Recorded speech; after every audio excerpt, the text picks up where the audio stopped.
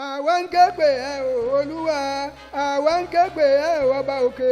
dákun tètè síjú àánú wòlẹ̀ kó wa papọ̀ délẹ̀ ìlérí. òótọ́ ọ̀rọ̀ láti kó gbogbo èèyàn dé ilẹ̀ ìlérí kò ṣòro fún ọlọ́run láti ṣe ṣùgbọ́n gbogbo àwọn èèyàn tó wá tàkìtì ìpàkọ́ yìí ń kọ́ ìdí nìyí o tí olúwa fi gbé iṣẹ́ ìkéde ìgbàlá ayérayé ọ̀nà láti dé ilẹ̀ ìlérí yìí lé wòlíì ìgbẹ̀yìn tí wòlíì kankan ò tún ní wá lẹ́yìn rẹ̀ mọ́ lọ́wọ́ ìyẹn prophet usman sabitu abiodun oyedele ọmọ aláṣẹ ọ̀run gbogbo ìlànà bí ó ṣe tẹ́tí ó ṣe tọ́ láti dé ilẹ̀ ìlérí ẹlẹ́ẹ̀kejì fún gbogbo ayé bẹ̀rẹ̀ látòrí bí oníkálukú ó ṣe rí ẹ̀tọ́ rẹ̀ gbà àti gbogbo àwọn nǹkan wọ̀nyí bíi ìlànà pípínyà láìsí ìjà láìsíta láàrin ẹ̀yà Ìgbò Haúsá Yorùbá àti Middle Belt àti ìlànà fún àwọn Fúlàní láti máa dáná jẹ ní ọ̀nà tó tọ́ pẹ̀lú ìlànà tí àwọn Boko Haram àti àwọn bandits ó fi kó ìbàdà sílẹ̀ pé àwọn ò jagun mọ́ lẹ́yìn tá a bá ti fi tọ́lọ́run síwájú tí ìwà ìjínigbé àti ìpànìyàn pẹ̀lú ìwà ìfiniṣètùtù ọlẹ̀ ó sì dohun ìgbàgbé pátápátá pẹ̀lú ọ̀nà àbáyọ lórí coronavirus ẹni ó bá mojú ajá ní ìdájà èèyàn tó bá mojú ògún ní dàbìnrin bẹ́ẹ̀ èèyàn tó bá tó kíní fi là jẹ́ oṣó prophet usman sabitu abiodun oyedele wòlíì ìgbẹ̀yìn ló kájú ẹ gẹ́gẹ́ bí ọmọ aláṣẹ ọ̀run tí ọlọ́run gbé gbogbo iṣẹ́ náà lé lọ́wọ́ kà tí olúwa sì fi àṣírí ńlá hàn pé ilẹ̀ ìlérí ẹlẹ́ẹ̀kejì tó ń bọ̀ wá fún gbogbo ayé ilẹ̀ ìbàdàn ni yóò sọ̀kalẹ̀ sí bàgẹ́ gẹ́gẹ́ bí ìlú tó tóbi jù ní ìwọ̀ oòrùn áfíríkà ẹ̀kúnrẹ́rẹ́ àlàyé gbogbo àwọn nǹkan wọ̀nyí ẹnu wòlíì àtúnṣe ìyẹn wòlíì ìgbẹ̀yìn prophet usman sabitu abiodun oyedele lẹ́yìn ti gbọ́ níbi tí wọ́n ti máa darí wa sínú bíbélì mímọ́ deuteronomy orí 10 ẹsẹ̀ 11 dé ẹsẹ̀ 14 láti ṣàlàyé ntọ́lọ́run ń béèrè fún wa lọ́wọ́ wa tíjọba ó fi fún kálukú ní ẹ̀tọ́ rẹ̀ tíjọba ó sì ráàyè fẹ̀dọ̀ lérí òróǹro ṣòjọba dáadáa ẹ pàdé wòlíì ìgbẹ̀yìn prophet usman sabitu abiodun oyedele ọmọ aláṣẹ ọ̀run lórí ìkànnì youtube facebook àti instagram orí ọ̀fẹ́ ń bẹ pé kẹ́ ẹ bá wa pín káàkiri àgbáyé fún ìbéèrè lórí ọ̀nà tí a gbàdé ilẹ̀ lérí àti ẹni tó bá fẹ́ fún wòlíì ìgbẹ̀yìn lọ́wọ́ lórí ètò yìí ẹ pè wòlíì ìgbẹ̀yìn sórí nọ́mbà yìí 08033378476 àti 0034141935 àpótí ìfìwéránṣẹ́ wọn ní P.O. Box 35511 Agodi Gate Ìbàdàn wẹ́bsáìtì wọn ní www.globalcorrection.com.ng ẹ bá wòlíì ìgbẹ̀yìn Abíọ́dún prophet Usman Sabitu sọ̀rọ̀ káyé máa gbọ́ ìròyìn ìbànújẹ́ ojoojúmọ́ kí kálukú lè rí ẹ̀tọ́ rẹ̀ gbà ayé inú à ń lọ sópin ẹ láìkí ẹ kẹ ṣí ààrẹ wìtìwìtì náà o ẹ farabalẹ̀ láti wò àti láti gbọ́ bó ṣe ń lọ lẹ́nu prophet Usman Sabitu Oyedele Abíọ́dún ọmọ aláṣẹ ọ̀run wòlíì ìgbẹ̀yìn. Tẹ̀gbẹ́ o, Allah praise God, hallelujah. Now I to continue pẹ̀lú promises tá a kà gbogbo ayé ni a rán mi sí òkè sí Nàìjíríà nìkan ṣoṣo ẹ̀yin aṣíwájú tí ń bẹ Nàìjíríà ẹ ṣàtúnṣe láti Nàìjíríà kárí ayé ẹ máa bá mi ká lọ. Iṣẹ́ náà tẹ̀síwájú God Almighty so love us his creator so much so that he is not interested in the death of the sinner among the citizens. Rather, he is interested in them changing for good deed. Upon this claim, the entire citizen of this world should be appreciative of God for his mercy over them and for him to that create such thinking in his mind. Furthermore, God has decided to send the end-time correction prophet Usman Sabitu Akafe, aka ọmọ aláṣẹ ọ̀run, to us, who will get us into the path of goodness, so as to receive salvation after genuine repentance from the leaders and the followers in each country. Takbir. Allahu Akbar. Praise God. Hallelujah. The future generations and the yet unborn will also benefited from the message sent to the whole world through the global correction prophet Usman Sabitu Oyedele ọmọ aláṣẹ ọ̀run. It should be noted that even though my personality may look small in the face of the people, However, God knows how dynamic and how spiritually gifted I am. Means why God say, even citizen of the world and the prophet of God, both from the Islamic and the Christian worldwide, as well as the traditional worshippers, must follow Prophet Usman Sahabitu Ìdílé Àbíkẹ́ ọmọ aláṣẹ ọ̀run for correction. Tekbir. Allahu Akbar. Praise God. Hallelujah. Message 8, page 20 confirm. 10 spiritual giving to GCPRH ọmọ aláṣẹ ọ̀run. During the time of Prophet Muhammad, it has been revealed to Saudi Arabia that Prophet Muhammad will be the last prophet from the white race. No other prophet will come from the white race again. Prophet will henceforth be coming from the black race for correction. Tekbir. Allahu Akbar. Comment here. It should be noted that all the above claim has been confirmed by the two spiritual. That is Quran, Surah Qasas, chapter 28, verse 59, 60, and 50. The Holy Bible, Isaiah chapter 42, verse 1 to 9. Quran, the Qasas, chapter 28, verse 59, 61, then verse 50. Ẹ máa bá mi ká lọ ẹ̀yin Yorùbá tí èmi rí káàánú òwe ti Saudi Arabia nù Kùránì tí wọ́n gbé wá báyìí ní lágbàǹgbà òní níbẹ̀ lèmi ti rí èdè Yorùbá tí wọ́n tún sí èdè Yorùbá òní ló ti fẹ́ játa ìṣẹ́sí Kùránì rẹ̀ ká tó gbélé èdè lórí ibẹ̀ ni a ti ń júwe fún mi ìgbàjọpọ̀ wọn lọ gbé Kùránì mi dẹ̀ nírí tí bá mi sọ̀rọ̀ lọ́ọ́ kọ́ sílẹ̀ fáwọn èèyàn rẹ̀ kọ́ ọ́n àwọn létí torí àti gbé lẹ́yìn tẹ́ ní mímọ̀ ẹ̀ lọ́ọ̀bẹ̀ ni o. Nínú Kùránì wípé lọ kà dáadáa Quran Suratul Qasas verse 29, 60, 10 verse 60 verse 50 àti pé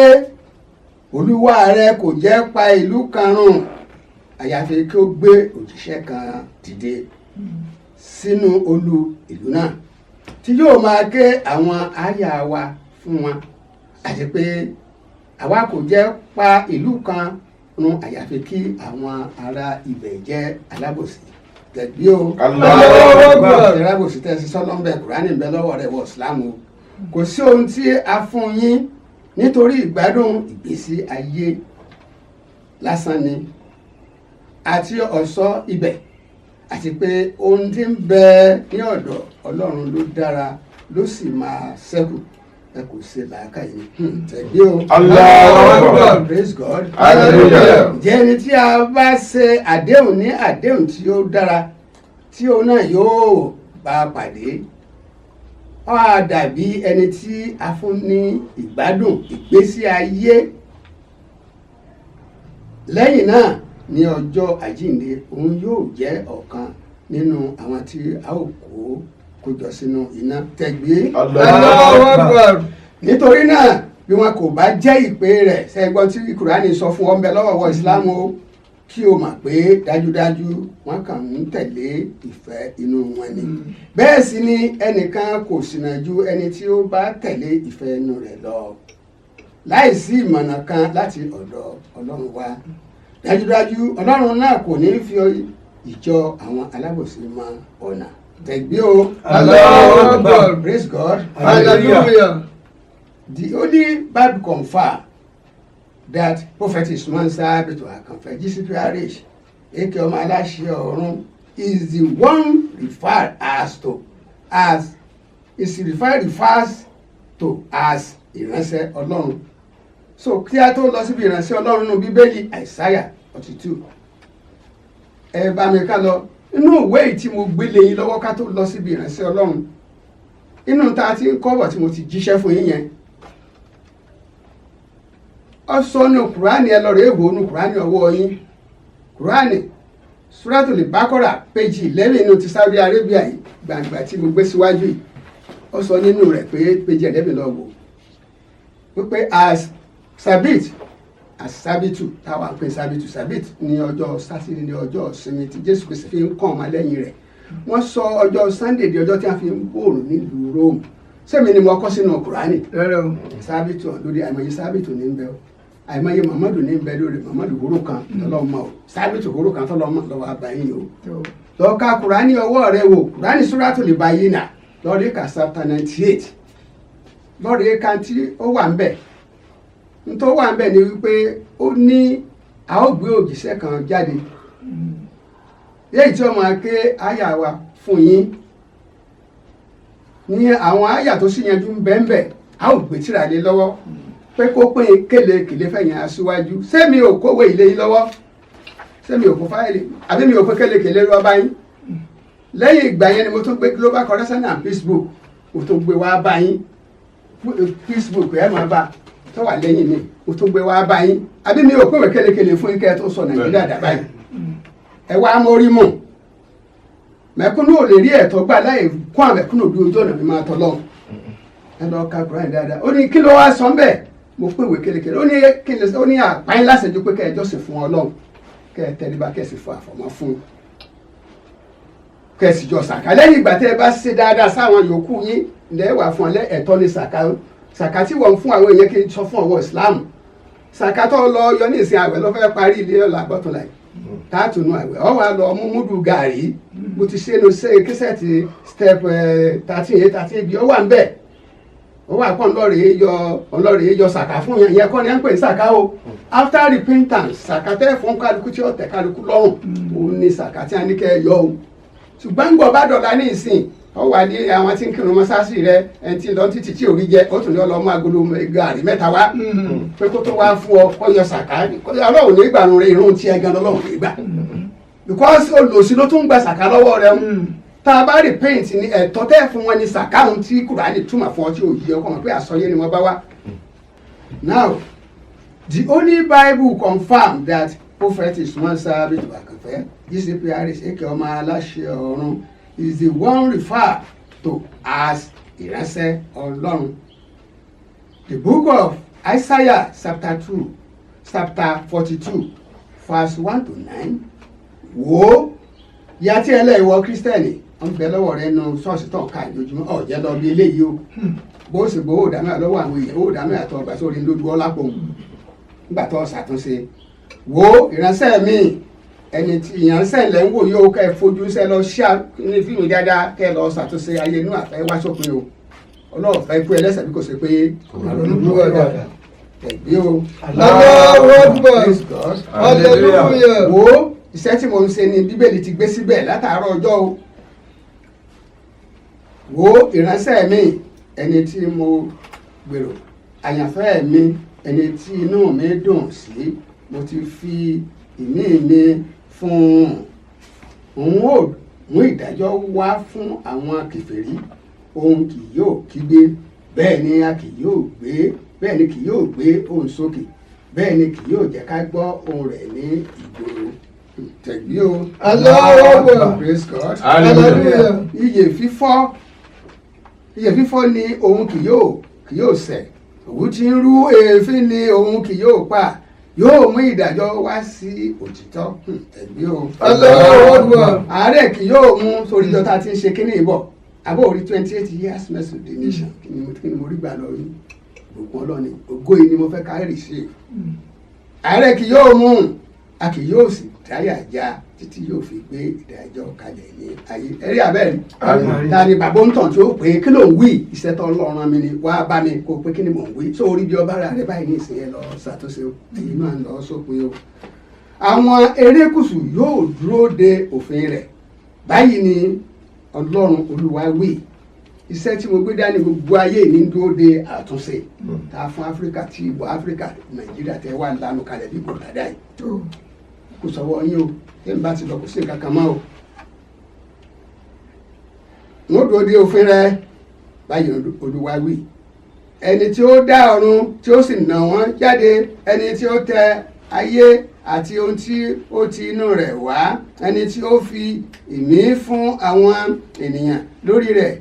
àti ẹ̀mí fún àwọn tí ó ń rìn nínú rẹ̀ èmi Olúwa ni ó ti pè ọ́ nínú òdodo sẹ́tírì tí bíbélì kọ síbẹ̀. ìwọ fàṣíà ìwọ kárùn tó o ti rí ntọ́ ọ̀kà ǹjẹ́ o lọ ọnu ṣọ́ọ̀ṣì kọ̀ kárí ilé ìjáde fún wa. èmi ó sì di ọwọ́ rẹ̀ mú èmi ó sì pa á mọ́ èmi ó sì fi ọ́ ṣe májẹ̀mú àwọn ènìyàn ìmọ́lẹ̀ àwọn kèfèrí láti la ojú àwọn afọ́jú láti mú àwọn òǹdè kúrò nínú túbú àti àwọn tó jókòó ní òkùnkùn kúrò ní ilé túbú. ẹ jẹ́ kí n bá ń kọ́mẹ́ǹtì láàrin yẹn wọ́n kan tí bíbélì sọ ń bẹ̀ wọ́n. nígbà tó bá di ìparí ọdún tí wọ́n fẹ́ ṣe kérésì àbí bí ọdún iléyá wọn fẹ́ lọ yìí ní ìwà adájọ́ ìwọ gómìnà ọ wà lọ ọgbà ẹ̀wọ̀n ọ wà lọ tú àwọn ẹlẹ́wọ̀n lẹ̀ láì fún ẹlẹ́tọ̀ wọn sọ ma pé yóò tún padà síbi ìbí rẹ̀ kò sẹ́tọ̀ kò sófin alábi tuntun wá nìyẹn. tá a bá fẹ́ tú ẹlẹ́wọ̀n sílẹ̀ ńgbà tá a bá ti rìpéǹtì pátápátá ni bíbélì sọ fún ọ bí o àwa tá a wà ń tà á ti gbẹ̀tọ̀ wa á wà padà lọ prison yard á wà túbọ̀ àwọn ẹlẹ́wọ̀n ńlẹ̀ á wà fún kíni sí ọwọ́ rẹ kíni sí ọ̀rẹ́ o ti kọ́sẹ́ ní ọgbà ẹ̀wọ̀n kíni ò ní lọ bí o lè má gbowó máa lọ ṣiṣẹ́. tẹ́ ẹ bá tú ẹlẹ́wọ̀n alẹ́ ní ìsìn ìwà adájọ́ ìwọ gómìnà ó rí tó ṣẹlẹ̀ ni pé ṣé ìwọ gómìnà gan lè gbẹlẹ́wọ̀n kọ́ máa bọ̀ sọnù ilé rẹ̀. ṣùgbọ́n tó bá fún lẹ́tọ̀ọ́ rẹ̀ títí ń ṣiṣẹ́ olóògùn ọ̀wà ara nǹkan tí ń ṣe sóyè nísìnyí ibi tí mistake wà ní bíbélì kọ́lẹ̀ ìdí wàá síwájú tá a gbé ọ̀rọ̀ fún tó lágbára ǹjọ́ ọlọ́ọ̀bẹ̀ ẹlẹ́wọ̀n tó túlẹ̀ yóò tún padà lọ́bẹ̀ ẹni gbogbo ẹ̀wọ̀n ní bí wọ́n ṣe ń já wọn ní Nàìjíríà lónìí àwọn tí inú ń bí tẹ́ fún alẹ́ tọ́ wọn tẹ́ kàdí àmọ́nulé tí ẹ máa fún alẹ́ wà jẹ́ lẹ́ẹ̀kan ṣoṣo ẹ lọ sọ̀rọ̀ ayé ká lọ ṣe àtúnṣe o so gbogbo gbàyẹ̀ngbà bá rí paint lápadà lọ ọgbà ẹ̀wọ̀n tá a ti ṣe sẹ́ńsọ̀ tá a fún kálukú lẹ́tọ̀ ẹ̀ lápadà lọ gbà lọ fún àwọn ẹlẹ́wọ̀n lẹ́tọ̀ wọn aṣẹ́wó ò ní ṣiṣẹ́ aṣẹ́wó mọ̀ gbogbo ẹ̀rọ wà nù àkọsílẹ̀ o ẹ lọ ṣe àtúnṣe o so wá ní tọ́lọ́ sọ ń bẹ̀ wọ́n fònú túbọ̀ inú ẹ̀ tó wà nù kíní inú àtìmọ́lé tó wà nù ọgbà ẹ̀wọ̀n o ẹ tó jókòó ní òkùnkùn lọ́wọ́ àárín máìndì o tí wọ́n sin àjọ síbẹ̀ o ẹ wò bí wọ́n ṣe sin àjọ abẹ́ẹ̀ rí wọn. so ọ wá ní èmi ni Olúwa èyí ni orúkọ mi ògo mi ní èmi kì yóò fi fún ẹlòmíràn bẹ́ẹ̀ ni èmi kì yóò fi èyí mi fún èrè gbígbẹ́ sẹ́rí fẹ́sítà 7 sẹ́mi ni mo kọ bíbélì bẹ́ẹ̀ ilé òrìṣà ẹ tó gbóríṣà kalẹ̀ ọkàn sí lásán ni Kùránì Suratu Ankabuti verse 29 chapter 29 verse 41 to 43 ó ṣàlàyé ẹni tó kọ́lé fún òrìṣà ó ní ilé ó dàbí ilé aláǹtakùn tá a bá mú yànkáwò àkàfin wọn ni níṣẹ́jú kan ní ilé tí aláǹtakùn láwọn dànù ẹ lọ sí àtúnṣe ó wá ní òun ò ní fi èrè ògo òun fún èrè gbígbẹ́ ìwọ tó gbé òòṣà kalẹ̀ òun ò ní gbà ó náà ó wá ní kíyèsí nǹkan ṣáájú ṣe nǹkan tuntun ni èmi ń sọ nípa rẹ̀ kí wọ́n tó hù mo ti mú yín gbọ́ wọn. ṣé Ọlọ́run sọ àbí ọ̀sọ́ òjíṣẹ́ àbí mi òjíṣẹ́ ó ní nǹkan tuntun tá a ti jọ́ wọ́n gbogbo ṣẹ́ tá a fún Jésù tá a fún Muhammadu ńlá ń kànú Bíbélì ńlá ń kànú Kùránì tá a fún Mósè tá a fún Nóà tá a fún Abraham tá a fún Ádámù ńlẹ̀ ń kà Bíbélì tún wá sàlẹ̀ pé ó ní nǹkan àtijọ́ ti lọ nǹkan tuntun ni mò ń sọ nípa rẹ̀ kí wọ́n tó ló ti kọ sínú Bíbélì fún yín ìjọ ọlọ́bẹ̀ ìwọ Kírísítẹ̀nì ìwọ Islam wọ ààrẹ ń tọ́lọ ájì tọ́lọ mẹ́kà tọ́lọ iṣẹ́ tẹ̀ ń pè ní ájì kùdùs ọkà kóró gbà àánú lásán ni àwọn ìjọ rẹ̀ ṣọ́ọ̀ṣì ìjọ rẹ̀ mọ́sáàsì Nàìjíríà ìpè ní ń lọ lálàsẹ́ yìí owó ìsìn bẹ́ẹ̀ bí tọ́ dagbádàbò mọ́lẹ̀ Buhari lọ sọ́ra rẹ̀ tó bá fẹ́ yí ẹ̀kọ́ lórí àga tó wà Ọlọ́run bínú tó gbàwé mẹ́ta níbẹ̀ lọ́wọ́ rẹ̀ gbàǹkógbàǹkó pẹ̀lú àwọn ìgbìmọ̀ rẹ̀ Ọ̀ṣínbàjò Fẹ́mi Gbàjàbíàmílà ẹ lọ sọ́ra yín ẹ lọ ṣe àtúnṣe Sàràkí ẹ kó lórí ipò ẹ ṣe nǹkan kan bẹ̀ ìwé ìbẹ lọ́wọ́ yín kẹ́ tó kù àti lùgàrà kí ló sẹ́yìn gómìnà Ṣèyí Mákindé lọ múra tó bá jẹ́ kí ògo òfò olú Ìbàdàn àrùn tí wọ́n bá ìpè mí bò mí ibi tí wọ́n bá ti lọ pé ìpè ní Ìbàdàn ó ti máa lọ tẹríba mo kìlọ̀ fẹ́ yín ará Ìbàdàn tó Ìbàdàn la fún ní ògo ẹ̀kọ́tà yìí kì í sàbújá gangan ní ẹ̀kọ́tà wà nígbà tí Ọbásanjọ́ wà ní orí oyè wọ́n kọ mẹ́sẹ̀gì sí pé kọ́ lọ́kọ́ mọ́ọ̀sì mọ́ mọ́sálásí mọ́ nígbà Ọbásanjọ́ lọ́kọ́ national mosque and national church sí Àbújá Ọbásanjọ́ ń bẹ láyé kèétí ìkú ńgbà tí wọ́n ó ṣe èṣù ló léran kó ní ṣọ́ọ̀ṣì Àbújá national mosque pẹ́sẹ́dẹ̀ sọ pé mọ́sálásí mẹ́sẹ̀gì tó gbà lọ́wọ́ ọmọ aláṣẹ ọ̀run kìí ṣe ti Àbújá ló ní ọlọ́kọ́ the one that will concern the state of Nigeria ló ní kọ́ ọlọ́kọ́ láti sọ àti oníkèsì lẹ́yìnjọ́ tí a lọ ó sí national church l'Àbújá. ìṣẹ́lú eléyìí náà jẹ́ àpẹẹrẹ fún yín pé wòlíì tó wá ọlọ́run lọ́rùn wa sí mo pé national mosque àti church tẹ́ ẹ kọ́ s'Àbújá tí mo débẹ̀ rí ni. ìtí ọkàn wo Nàìjíríà tá a jíṣẹ́ ọlọ́run fún bẹ́ẹ̀ tí èyìnbó náà wà á tẹríba fún bí ẹ bá ti mú èyìnbó ìṣẹ̀lẹ̀ ẹ̀ sí o mo jíṣẹ́ fún yín ọ̀rọ̀ tèmi ní tìmọ̀ o.